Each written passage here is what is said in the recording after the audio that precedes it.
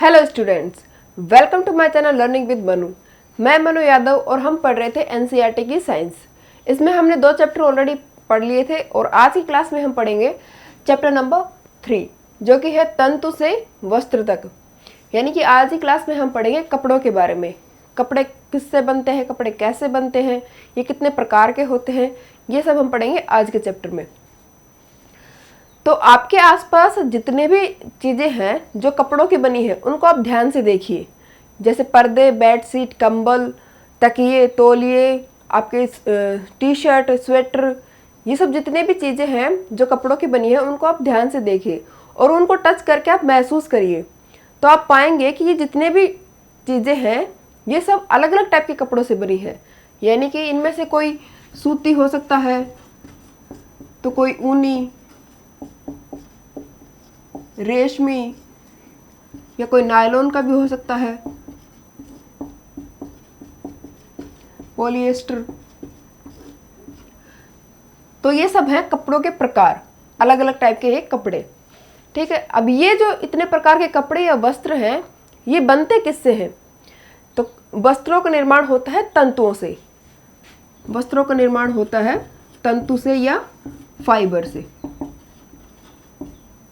अब ये तंतु क्या होता है? तो तंतु को अच्छे से समझने के लिए एक कपड़ा लेकर उसमें हम तंतु को अच्छे से समझते हैं। ये मैंने एक सूती कपड़े का एक टुकड़ा लिया है। इस कपड़े के टुकड़े में से मैं सुई की सहायता से एक तागा खींच के बाहर निकालती हूँ।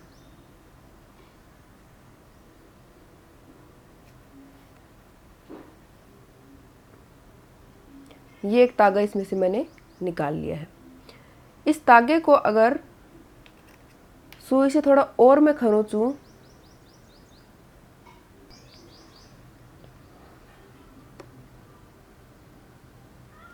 तो ये तागा आपको कुछ इस प्रकार का दिखाई देगा। ये जो तागा है इसमें आपको ये बारीक बारीक लड़ियाँ नज़र आ रही होंगी, पतली पतली सी में लड़ियाँ दिख रही होंगी आपको। इन्हीं बारीक बारीक लड़ियों को कहते हैं तंतु या फाइबर। ऐसी सेम लड़ियाँ मैं आपको रुई में भी दिखाती हूँ। ये रुई है। रुई को भी अगर थोड़ा हम ऐसे निडल से खरोचेंगे तो सेम वैसे ही बारीक बारीक तंतु आपको नजर आ रहे होंगे। ये अब ये जो बारीक बारीक तंतु या फाइबर है इनको आपस में अच्छे से ऐंठ कर तागा बनाया जाता है। इन तंतुओं को आपस में अच्छे से ऐंठ कर तागा बनाया जाता है और इस प्रक्रिया को कहते हैं कताई। और कताई करने के बाद इन तागों को एक व्यवस्थित पैटर्न में जचाकर कपड़े का निर्माण किया जाता है। एक व्यवस्थित पैटर्न में जचाकर कपड़े का निर्माण किया जाता है। ठीक है, तो इस प्रकार से ये हो गया कपड़े का निर्माण। ये तंतु से बनाया तागा और फिर तागों से बनाया ये कपड़ा। तो हमने देखा कि जो कपड़े का टुकड़ा हमारे पास था उस कपड़े का निर्माण हुआ था तागों से मिलकर और इन तागों का निर्माण हुआ था पतली पतली लड़ियों से।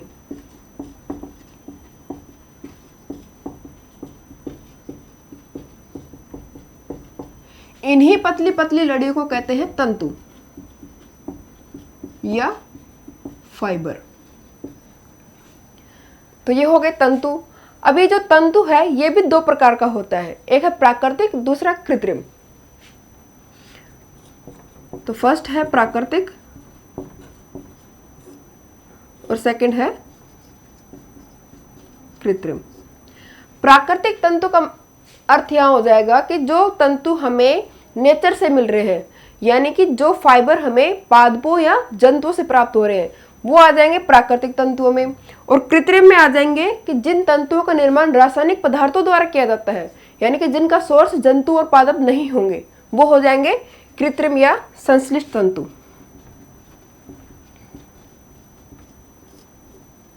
ठीक है, अब प्राकृतिक में,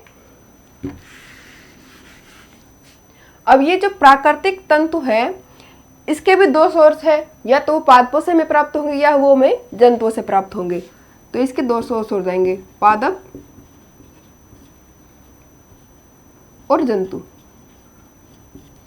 पादपों के अगर एग्जाम्पल हम देखें तो पादपों से प्राप्त होने वाले तंतु हो जाएंगे रुई और जूट,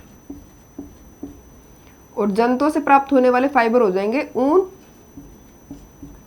और रेशम। इसी तरह कृत्रिम या संश्लिष्ट के एग्जाम्पल हो जाएंगे नायलॉन, पॉलिएस्टर और एक्रिलिन। तो ये फाइबर हो गए हमारे प्राकृतिक और ये हो गए कृत्रिम या संश्लिष्ट, जो मानव निर्मित होते हैं, कुछ रासायनिक पदार्थों से इनको बनाया जाता है। ठीक है, अब प्राकृतिक में हम अगर देखें ऊन को, तो ऊन हमें कहाँ से प्राप्त होती है? तो ऊन हमें प्राप्त होती है जो भेड़ और बकरी होती है, उनके ऊपर जो ऊन रहती है उसको काट के साफ करके उनसे ऊन प्राप्त की जाती है। तो भेड़ बकरी की कृत्रित ऊन से।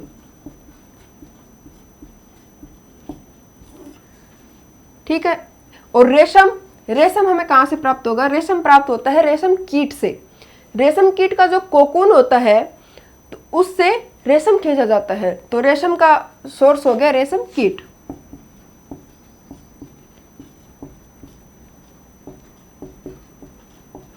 रेशम कीट का कोकून। तो ये हो गए जंतुओं से प्राप्त होने वाले फाइबर, ऊन और रेशम। इसी तरह हम देखें रुई और जूट को, तो इनको हम थोड़ा डिटेल से देखते हैं।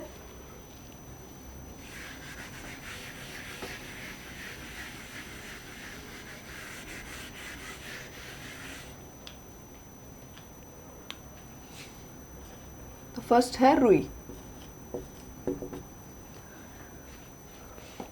ये जो रुई है, आपने देखा होगा कि जो आप दिया वगैरह जलाते हैं उसके लिए जो बत्ती बनाते हैं वो रुई की बनी होती है, या कॉटन इसको कहते हैं। ये जो रुई है ये हमें प्राप्त होती है कपास नामक पादप से। ये जो कपास का पौधा होता है, जब इस पौधे के फूल खिल जाते हैं, जब इस पौधे के जो ये फूल है, इस पौधे का जो फूल है वो होता है नींबू के साइज का, यानी कि नींबू के जैसा गोल और छोटा सा इसका फूल होता है। जब ये फूल पक जाएगा तो ये फूल पककर फूट जाता है, यानी कि पहले ये ऐसे बंद रहता है और जब ये पक जाएगा तो ऐसे फूट कर ये ऐसे खुल जाएगा। ठीक है, तो ये जब पक के ऐसे फूट गया, तो फूटने के बाद हम देखते हैं कि इसके सेंटर में तो होता है कपास का बीज, और इसको चारों तरफ से घेरे रखती है रुई। इस कपास के बीज को कहते हैं बिनोला।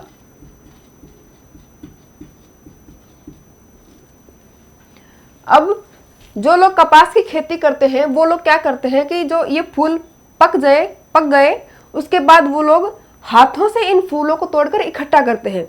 हाथों से इन फूलों को तोड़ के इकट्ठा कर लिया, फिर इकट्ठा करने के बाद वो क्या करेंगे कि जो बिनोला और ये जो रुई है इनको अलग अलग करेंगे, यानी कि रुई में से बिनोला को अलग निकाल देंगे, और इस प्रक्रिया को कहते हैं ओटना।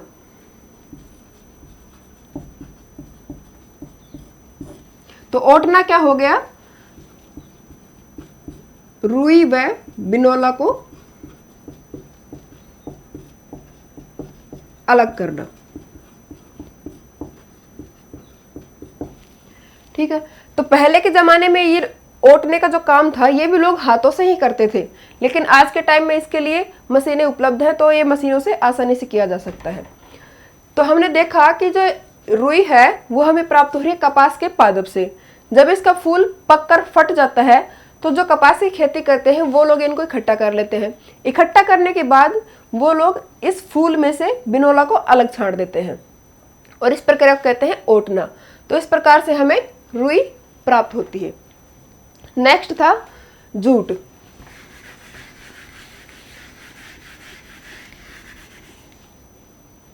और एक पॉइंट और था उसमें, जो रुई की खेती है वो कपास की खेती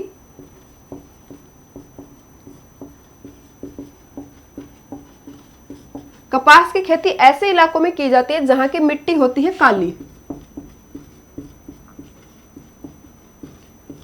और मौसम या जलवायु होता है वहां का उष्ण। तो उष्ण से मतलब हो जाएगा गर्म। तो कपास की खेती उन इलाकों में की जाएगी जहां की मिट्टी होगी काली और जलवायु होगा उष्ण। ठीक है। तो नेक्स्ट है जूट।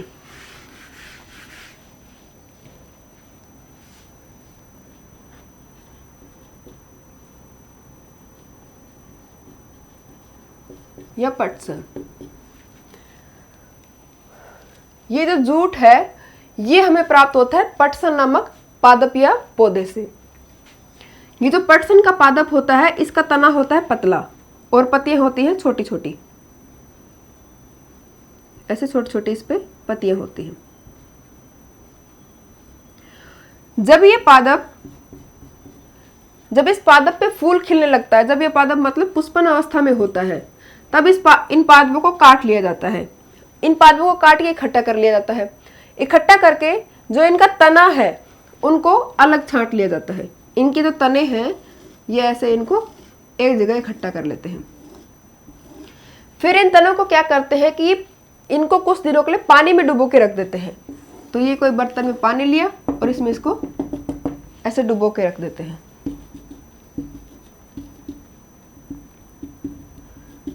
ठीक है। फिर कुछ दिनों बाद जब इन तनों को देखते हैं तो हम पाते हैं कि ये जो तने हैं इनके ऊपर पतले पतले ऐसे लेयर सी अलग हो जाती है।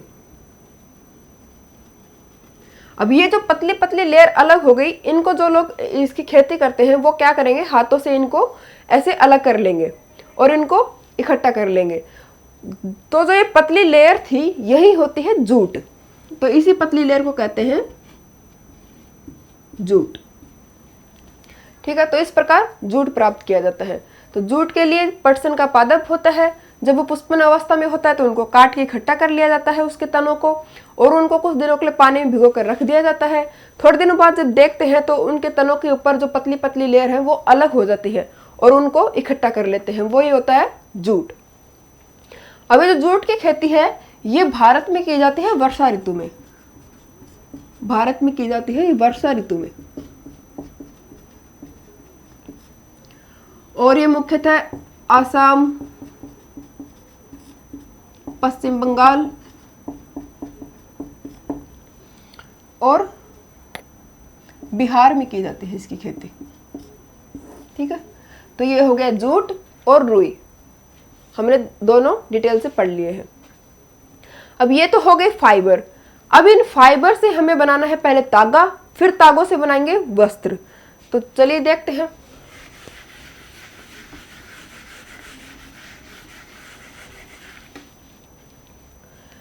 तो इन तंतुओं से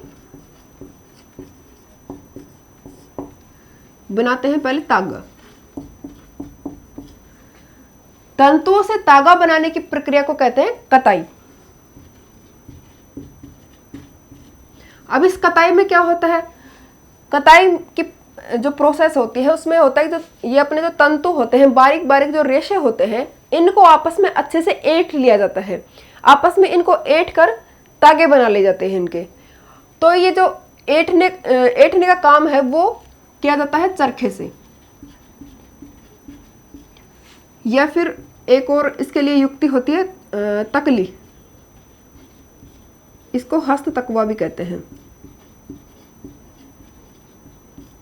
तो चरखे या तकली द्वारा इनको अच्छे से ऐंठ कर तागे में परिवर्तित कर लिया जाता है। तो पहले के जमाने में तो ये तो हाथ से चलाने वाले उपकरण हो गए, पर आज के टाइम में इनके लिए मशीनें अवेलेबल हैं। फिर तंतुओं से बन गया तागा। अब तागे से बनेगा वस्त्र। तो तागे से वस्त्र बनाने के बहुत सारे मेथड है। इनमें से दो प्रमुख जो है वो है बुनाई और एक है बंधाई। तो तागों से वस्त्र बनाने के दो मेन प्रोसेस हो गए, बुनाई और बंधाई। तो बुनाई में क्या होता है, जैसे दो टाइप का हमारे पास तागा है, एक रेड है और दूसरा ब्लैक है। इन तागों को हम एक व्यवस्थित पैटर्न में जचाएंगे। मतलब अनेक प्रकार के तागों को व्यवस्थित पैटर्न में जचाकर कपड़े का निर्माण किया जाता है, वो हो जाएगा बुनाई, इस प्रकार से।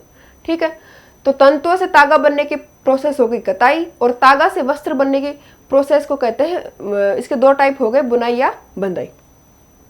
ठीक है, तो इस प्रकार हमने देखा कि तंतुओं से वस्त्रों का कैसे निर्माण हो रहा है। चलो अब ना एक लास्ट टॉपिक है इसमें,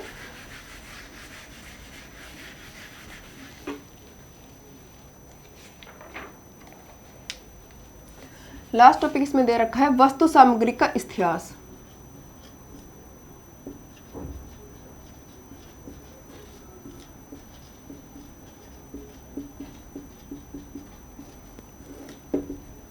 यानी कि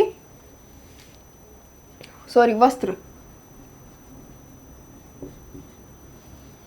यानी कि वस्त्रों का निर्माण कैसे हुआ, पहले के जमाने में लोग क्या करते थे और अब तक जो भी चेंजेस हुए वो कैसे हुए। तो देखिए, पहले के टाइम में, बहुत पहले के टाइम में क्या होता था, लोग रहते थे जंगलों में। ठीक है, वहां पे वो क्या करते थे, जो पेड़ों की पत्तियां हो गई, पेड़ों की छाल हो गई, या फिर किसी जंतु की खाल हो गई, इन्हीं को वो कपड़ों के रूप में उपयोग करते थे, यानी कि इन्हीं से वो अपने शरीर को ढक लेते थे। फिर जैसे जैसे लोगों ने खेती करना शुरू की, तो लोगों ने धीरे धीरे जो छोटी छोटी लताएं होती हैं, जो जंतुओं के थोड़े बाल होते हैं, इन सबको मिलाकर उन्होंने ऐंठना शुरू कर दिया। इनको ऐंठ कर वे टोकरियां बनाने लगे, चटाई बनाने लगे और कुछ कपड़े बनाने लगे। तो इस प्रकार धीरे धीरे लोग थोड़ा थोड़ा कपड़े बनाने सीखने लगे। फिर उस टाइम में क्या होता था कि सिलाई तो होती नहीं थी, तो लोग वैसे ही बिना सिले ही जो भी उन्होंने चटाई या कपड़े जो भी बनाए, उनसे वो अपने शरीर को ढक लेते थे बिना सिले ही। फिर जैसे ही सुई का आविष्कार हुआ, तो लोग कपड़े सिल कर पहनने लगे, और आजकल तो आप देखते हैं कैसी कैसी वैरायटी मिलती है हमें कपड़ों की। तो इस प्रकार से हमने देखा कि पहले लोग पेड़ों की पत्तियों का से भी काम चला रहे थे, और आज के टाइम में इतनी सारी हमारे पास कपड़ों की वैरायटी होती है। ठीक है, तो इसी के साथ आपका चैप्टर होता है खत्म, और अब हम इसके क्वेश्चंस भी सॉल्व कर लेते हैं। तो क्वेश्चन नंबर फर्स्ट है, निम्नलिखित तंतुओं को प्राकृतिक तथा संश्लिष्ट में वर्गीकृत कीजिए। यानी हमें कुछ तंतुओं के नाम दिए गए हैं, उनमें से हमें बताना है कि इनमें से प्राकृतिक कौन से और कृत्रिम कौन से हैं। नायलॉन, ऊन, रुई, रेशम, पॉलिस्टर और पटसन। तो इनमें से प्राकृतिक हो जाएंगे ऊन, रुई, जूट और पटसन, और संश्लिष्ट या कृत्रिम हो जाएंगे नायलॉन और पॉलिएस्टर। नेक्स्ट क्वेश्चन है ट्रू फॉल्स का क्वेश्चन है। इसमें से फर्स्ट है तंतुओं से तागा बनता है। तो ये बिल्कुल सही स्टेटमेंट है। जब हमने तागा बनाने की विधि देखी थी, तो उसमें हमने देखा था कि जो तागे का निर्माण है वो तंतुओं से ही होता है। तो ये हो जाएगा सत्य। नेक्स्ट है कताई वस्त्र निर्माण की एक प्रक्रिया है। नहीं, कताई तागा निर्माण की एक प्रक्रिया है। तो ये हो जाएगा असत्य, ये स्टेटमेंट गलत हो जाएगा। नेक्स्ट है जूट नारियल का भारी आवरण होता है। नहीं, जूट जो होता है वो हमें पटसन नामक पादप के तने से प्राप्त होता है। तो ये हो जाएगा असत्य। नेक्स्ट है रुई से बिनौला हटाने की प्रक्रिया को ओटना कहते हैं। तो ये बिल्कुल राइट है, ये हो जाएगा सत्य। नेक्स्ट है तागों की बुनाई से वस्त्र का एक टुकड़ा बनता है। ये भी बिल्कुल सही है, तो ये हो जाएगा सत्य। नेक्स्ट है रेशम तंतु किसी पादप के तने से प्राप्त होता है। नहीं, रेशम जो तंतु है वो हमें रेशम कीट से प्राप्त होता है। तो ये हो जाएगा असत्य। और लास्ट है पॉलिएस्टर एक प्राकृतिक तंतु है। नहीं, अभी अभी जस्ट हमने देखा पॉलिएस्टर एक संश्लिष्ट तंतु है। तो ये हो जाएगा असत्य। नेक्स्ट क्वेश्चन नंबर 3 है फिल इन द ब्लैंक्स का क्वेश्चन है। उसमें से फर्स्ट है डैश और डैश से पादप तंतु प्राप्त किए जाते हैं। तो इसका आंसर हो जाएगा कपास और पटसन। कपास से हमें रुई प्राप्त होती है और पटसन से हमें जूट नामक तंतु प्राप्त होता है। ठीक है, इसमें नेक्स्ट है डैश और डैश जांतव तंतु है। यानी कि इसमें जो तंतु जंतुओं से हमें प्राप्त होते हैं उनके नाम पूछे हैं। तो ये हो जाएगा रेशम और ऊन, ये जंतु तंतु है। क्वेश्चन नंबर 4 है रुई और पटसन पादप के किन भागों से प्राप्त होती है। तो जब हमने कपास के पादप से देखा था रुई कैसे प्राप्त करती है, तो उसमें हमने देखा था कि जो कपास का पादप है उसके फूल से हमें रुई प्राप्त होती है, और जो जूट है वो पटसन नामक पादप के तने से प्राप्त होती है। तो रुई तो हो जाएगी कपास के फूल से और जूट हो जाएगा पटसन के तने से। चलिए नेक्स्ट क्वेश्चन है नारियल तंतु से बनने वाली दो वस्तुओं के नाम लिखिए। तो इसका एग्जाम्पल हो जाएंगे चटाई और रस्सी, और भी कई एग्जाम्पल हो सकते हैं। और लास्ट क्वेश्चन है, तंतुओं से तागा निर्मित करने की प्रक्रिया को स्पष्ट कीजिए। जब हमने पढ़ा था तंतुओं से तागा बनने की प्रक्रिया, तो हमने देखा था कि जो तंतुओं से तागा बनने की प्रक्रिया है उसको कहते हैं कताई। और ये कताई है, ये या तो तकली या हस्त तकुआ से कर सकते हैं या फिर चरखे से कर सकते हैं। इस कताई में होता क्या है, ये जो बारीक बारीक तंतु होते हैं इनको आपस में अच्छे से ऐंठा जाता है और ऐंठ कर इनसे तागे बनाए जाते हैं। ठीक है, तो ये तंतु से तागे बनने की प्रक्रिया हो जाएगी कताई। और इसी के साथ ही आपका चैप्टर होता है समाप्त। हमने पूरे चैप्टर को डिटेल से पढ़ भी लिया है, साथ ही इसके क्वेश्चंस भी सॉल्व कर लिए हैं। आई होप आपको ये चैप्टर अच्छे से समझ में आया होगा। अगर आपको मेरी वीडियो पसंद आ रही है तो लाइक करें, कमेंट करें और शेयर करें, और चैनल को सब्सक्राइब करें। Thanks for watching my video.